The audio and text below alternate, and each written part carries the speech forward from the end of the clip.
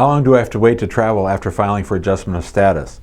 Hi, I'm Jim Hacking, immigration lawyer practicing law throughout the United States out of our office here in St. Louis, Missouri.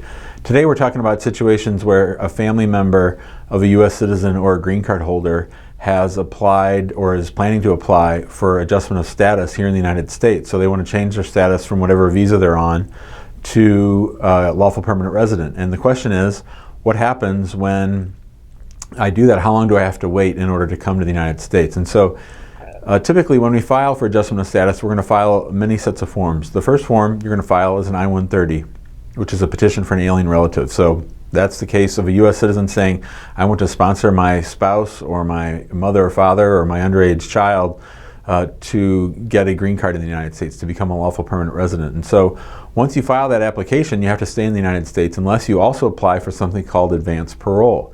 And you file for advance parole on a form called an I-131, which is a request for a travel document.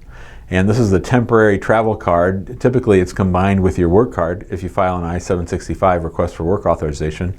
But generally, when you file for that green card, you're going to file that I-130, the petition for an alien relative, the 485, which is the application to adjust status, and then you're going to file that 131, which allows you to travel outside the United States. So once you file, you're sort of stuck here, and we often call people in that situation bubble boy or bubble girl, where they're sort of stuck in the United States.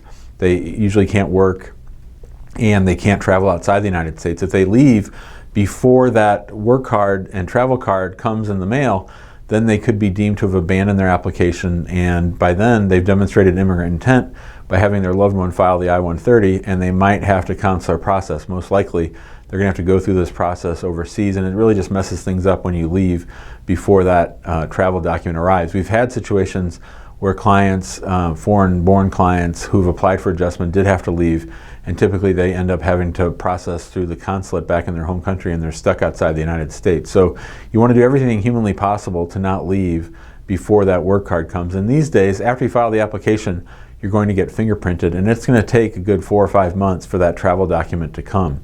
Every now and then they come faster, but you certainly don't want to plan any travel before that. So I would say allocate yourself 6 months from the date of filing to have that travel card in hand, and at that point you're going to be able to go around the globe, leave the United States, as long as you give yourself enough time to get back. If a green card invitation to an interview comes, you're going to want to make sure that you can get back fast enough. So generally about 6 months after the date of filing, hopefully a little bit sooner, but I wouldn't plan any travel any sooner than that. So we hope you found this video helpful. If you did, be sure to subscribe to our YouTube channel and share it out on social.